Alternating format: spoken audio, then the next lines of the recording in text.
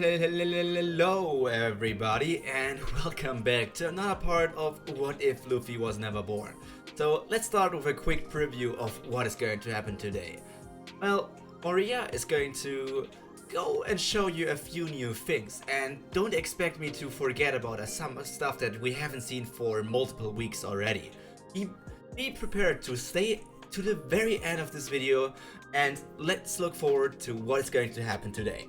First, let's take also a quick look back at last week. Last week we finished off where Yasue got killed and Yuma basically got furious that one of his descendants had to die because of this whole spiel of the different young ones there. Like Kaido is, in the eyes of Yuma, is just a child trying to act up. Like Moria is known as a sword god. We don't necessarily know if that sword god title means he was stronger than the strongest swordsman in the world right now. Like, is he stronger than Mihawk? We're not sure about that. But as of now, well, we've seen that Ryuma can defeat one of those dragons, and not like the fake dragons that Zoro slayed at Punk Hazard. He could slay actual dragons back when they still existed in nature. And this is a feat that we haven't seen Mihawk, like necessarily we haven't seen a lot of feats from Mihawk. But let's just continue here with the fourth part of Wano arc and the second act. So, back in the Udon prison, we basically just have the execution going on with Moria and Hyogoro in the sumo ring, where they need to survive until they just need to survive forever, or if they get knocked out of the ring, their colors are going to explode. And they also in the prison had like this live stream up there where the execution of Yasue got broadcast. So they saw everything, and they saw Moria also saw his people with Yuma being there, Absalom being there, and just them acting over there. So Moria just smiled to himself, thinking like, even without me, even without me, they are doing quite fine, I might say. So they are there, and we learned that the people, the prison guards, have two criminals that are just getting brought in there. It is Kid is back, yes, Kid is back together with Kamazo. And here we learn that Kamazo is Killer, and that Killer ate one of the failed smile fruits, which made him like laugh and smile all the time. Which is very like traumatic for a kid, because he knows that Killer hates his laugh, and that's also, or he hates his face, the smiling and everything. That's why he also always wore the face mask and these things. So that's quite sad for us. But so let me say this: not only did the kid escape off screen from the prison in Udon, he also let himself get caught once again off screen. Couldn't he just stay in prison and react to Killer as they brought him in? Like when they captured Killer after he got knocked out by Ryuma, they could just bring him in, and Kid just thinks like, Killer, is that you? And Killer is maybe just a bit like anxious, doesn't want to look at his captain because he got captured and was forced to eat one of the smile fruits. And then we would see the terror, the literal anger and anguish inside of Kid's face when he sees that what they did to Killer. Just one more reason for him to fight against Kaido, basically. But all of that stuff was done off screen once again. So Queen submerges those two in a tub with some sort of liquids and resumes the Sumo Inferno with Moria and Hyogoro. He also says that Kid and Killer will remain submerged in there until Moria and Hyo are dead. So either Moria and Hyo let themselves be killed and, well, make sure that the other two survive, or they survive for a long time until the other two are dead, until Moria and Hyo basically run out of stamina and die themselves. This is a form of torture, but Moria doesn't really care about them. I think it was more valuable for Luffy because he cared about Kid and Killer in some way, or just didn't want to see people die here. So Moria is a bit more cold-hearted in that sense. Moria grows impatient and just wants to finish this off, so he rushes to the corner of the ring and wants to attack Queen. But Queen just jumps away, back, very far back from him, and just mocks Moria. I would say something like, oh, you can't attack me here, fat boy. I'm just too handsome for you to attack me here, so please stay in the sumo ring where you belong, fat boy. It's so Queen jumps out of Moriya's reach and basically just mocks him here and there. Moriya's back in form, I would say, but I guess Queen would still call him Fat Boy because he knows how he looked like earlier or something. However, then something happens which changes up the whole atmosphere in Udon. We see that there's one person suddenly barging into the Udon prison mine, and that's Big Mom, or O-Lin as we call her basically here at the moment. So O-Lin breaks in there and just looks for some Oshiruko. Queen loses against Big Mom just like in the canon. We know there's no change to Big Mom and there's no change to Queen, which would this change in any possible way. So he gets thrown around, which ends in freeing Kid and Killer from not being drowned. And it also breaks down the door to Kawamatsu's cell, but Kawamatsu himself is still locked down there. He's just the door to his cell is opened again. So the other beast pirates stationed at the prison want to contact Kaido about Big Mom appearing there. However, there was one member there, and he did this also in canon, but in here he has even more reason to do that. Karibu made sure that that call would be impossible by swamping the boss Tanishi to block the communication to the other members of the Beast Pirates. If you don't know what the boss Tanishi means, it's not a person, it's just that instead of Denden Mushis, the people in Wano use something which are, I think, land snails instead of the sea snails that Denden Mushi are, and these are called Tanishi. So Big Mom then finds Queen's Oshiroko container, but because of Moriya and Hyo, who ate it, all is already gone. So she turns around, looking at everybody, furious at her again. Maybe some of her conqueror's haki is leaking out of her. She just looks at them, asking who ate the Oshiroko. She wanted to share it with the others at Okobode Town who were so nice to her, and now she can't even do that. So we know we have a different dynamic here. Unlike Luffy, Moriya wouldn't be stupid enough to just reveal, "Oh yeah, I ate it. Sure, I did it. I had fun here. Yummy, yummy, yummy, Oshiroko." Moriya wouldn't reveal that. He's just quiet, and all the prisoners are too scared of Moriya basically because they know what Moriya is capable of. So we have this different dynamic here again. We have what I want to call the wild card Caribou. Caribou is the son-in-law of Big Mom. So he reveals to Big Mom that Moriya and Hyo ate all of the Oshiroko, even though he also said to Moriya that he would form an alliance with him. But that alliance ended here.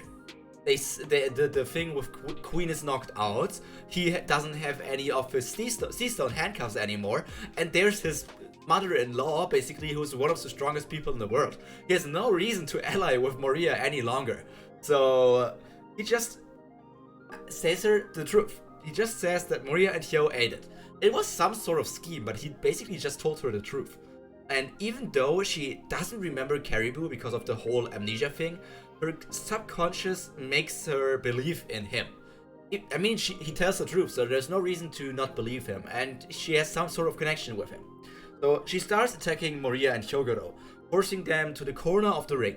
And as they are about to get pushed out of the ring, Moriya has some sort of revelation. He feels like something progressed in himself and he learned a few new things here.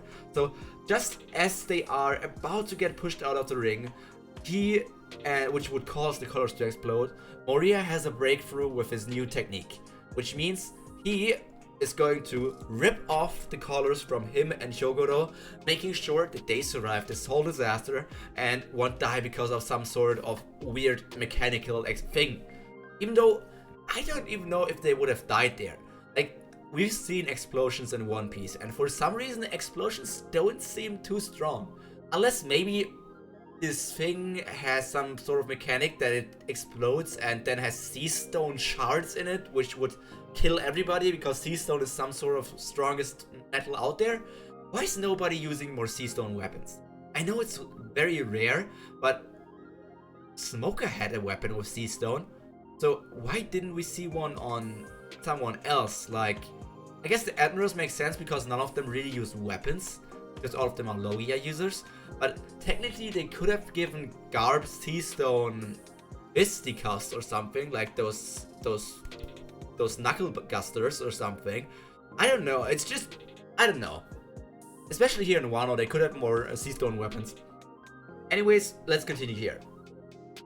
We have the thing where the color gets rid of, where Moria has his breakthrough and manages to use advanced armament haki to get rid of both of the colors, freeing both himself and Hyo from this disaster that would have been their death. So Hyo saw that Moria improved when it mattered the most, and basically he just jumps on him, on his back, and says like, "Oh, please carry this old frail man and protect me from this intruder." Moria knows for sure that this man is not old and frail, but he himself also gets the gist of it and just uses Big Mom for more training.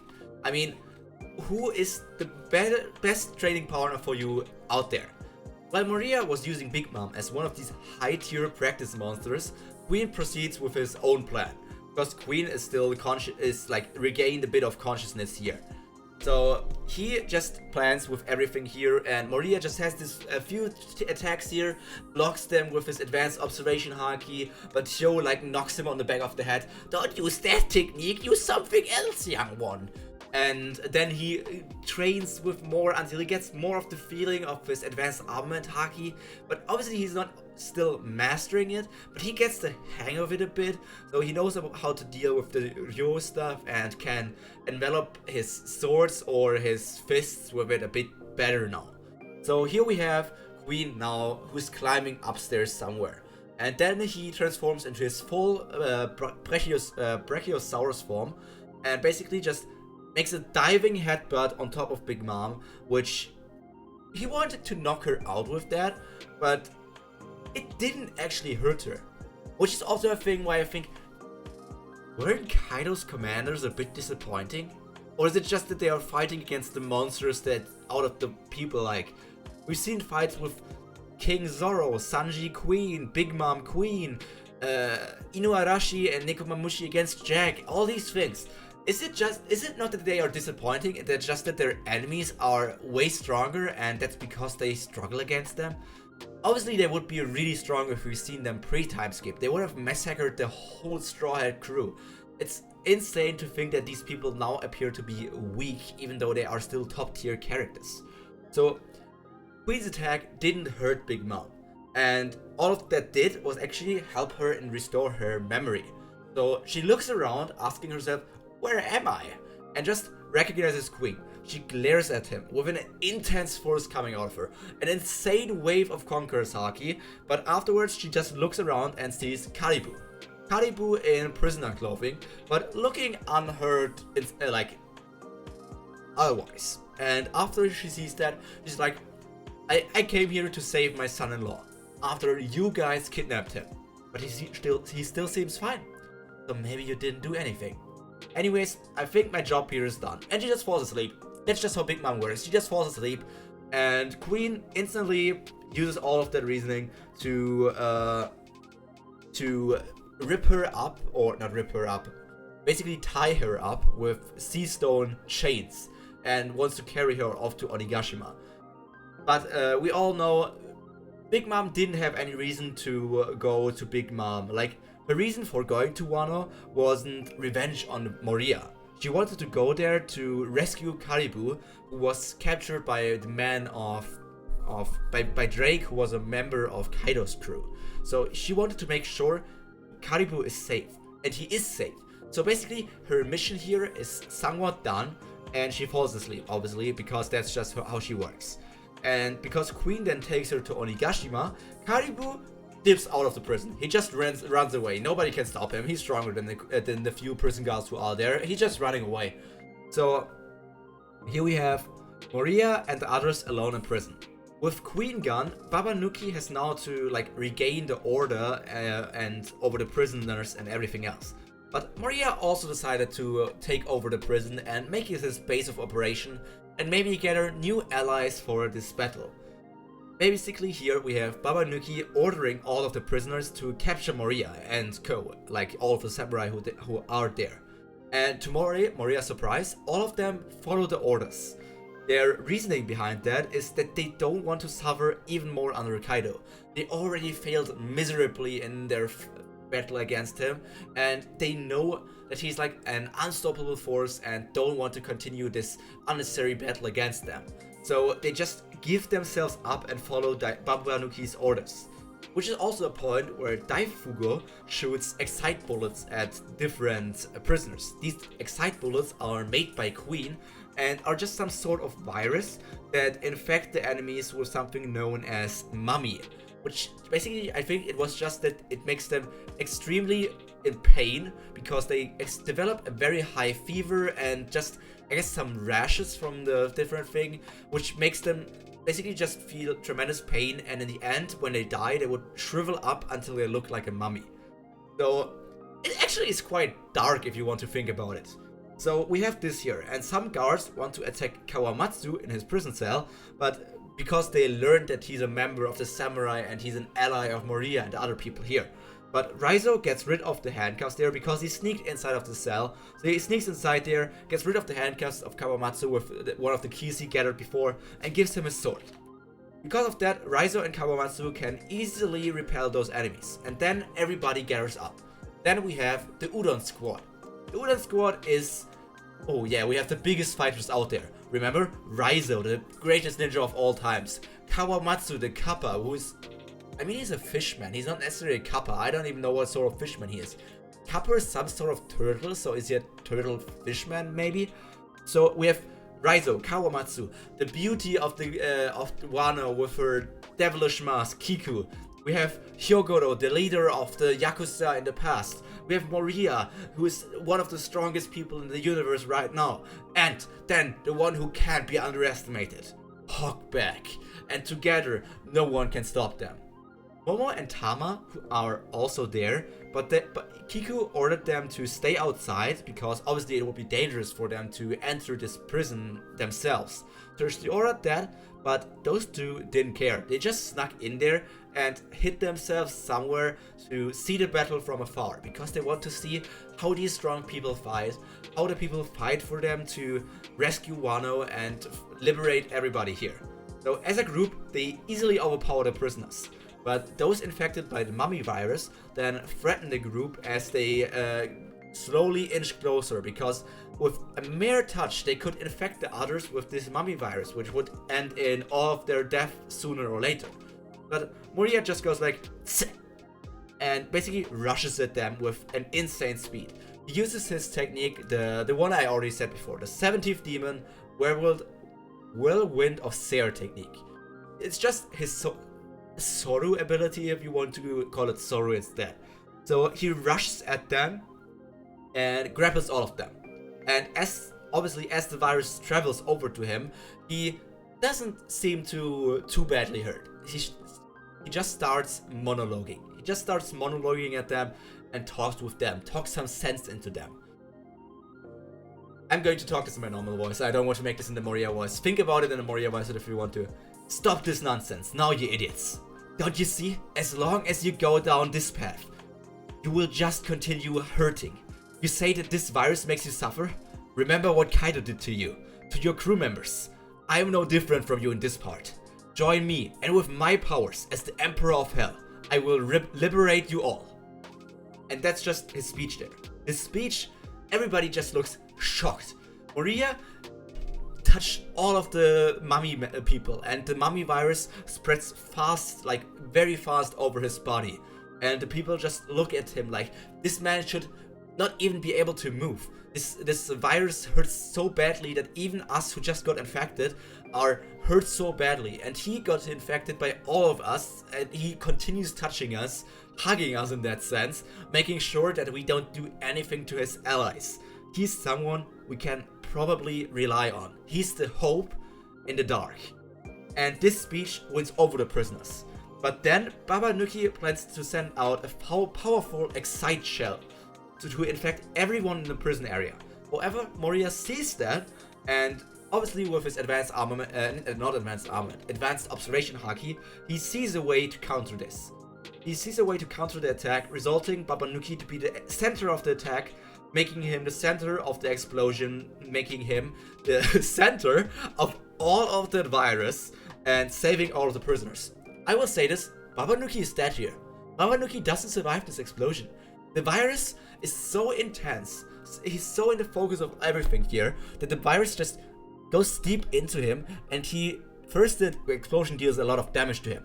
But then the virus deals the finishing blow, making him shrivel up until he's just a dried up corpse lying there on the ground.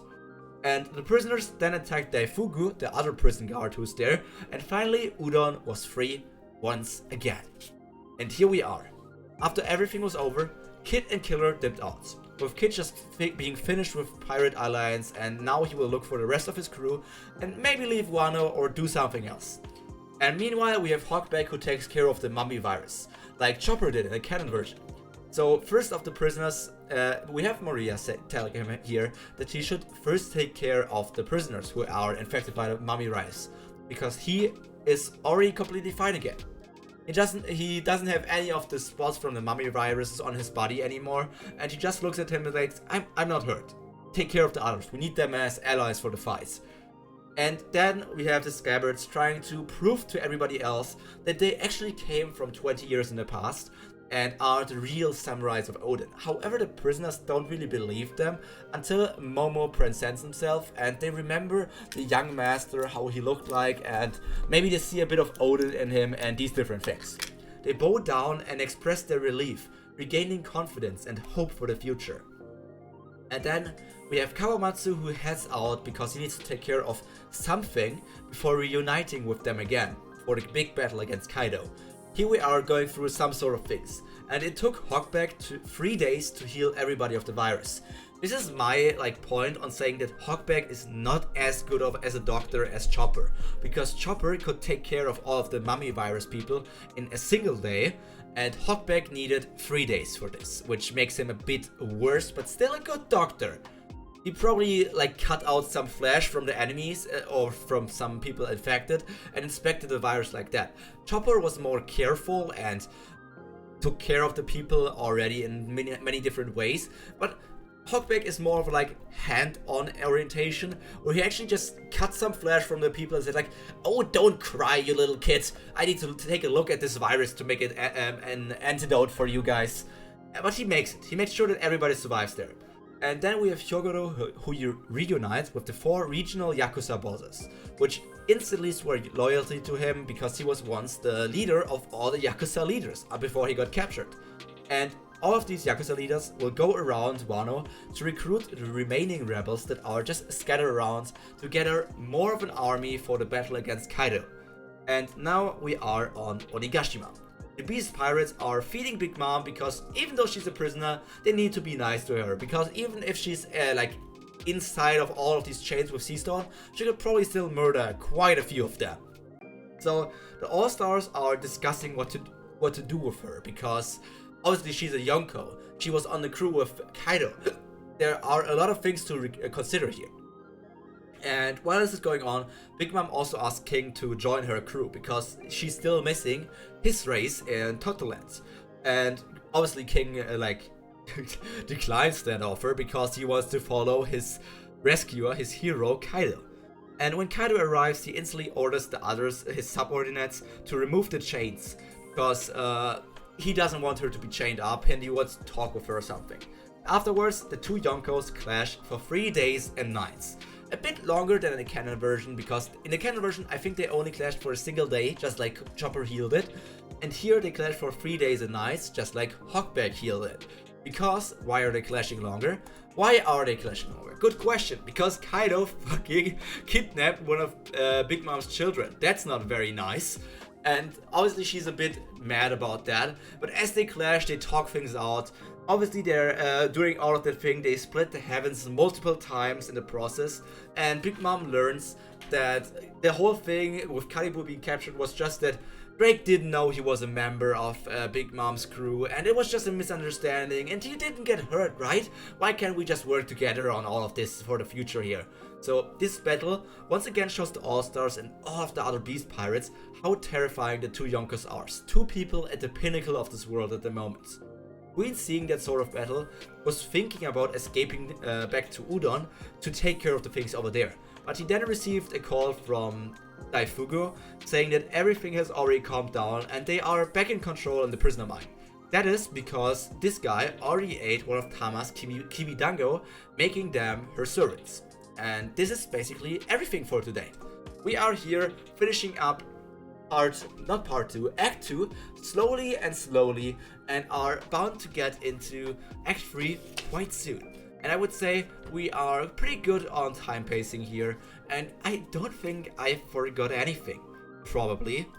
So let me just go over here and tell you how everything is going to take place in the future. Wait, no, there's something, right? There has to be something. Is this really? Wait, is this him? Did I forget about Ors? Yes. Basically, we just see a picture of Ors over at the Thriller Bark, and he's just like, Captain, did you forget about me? Did you forget I was still on the ship? And with that, I hope all of you have a nice rest of your week. And we will see each other again next week when we go over to Act 2 and finish what we started. Until then, I hope you take care of yourself, stay healthy, stay hot, and we will see each other again the next time. Pyro, out.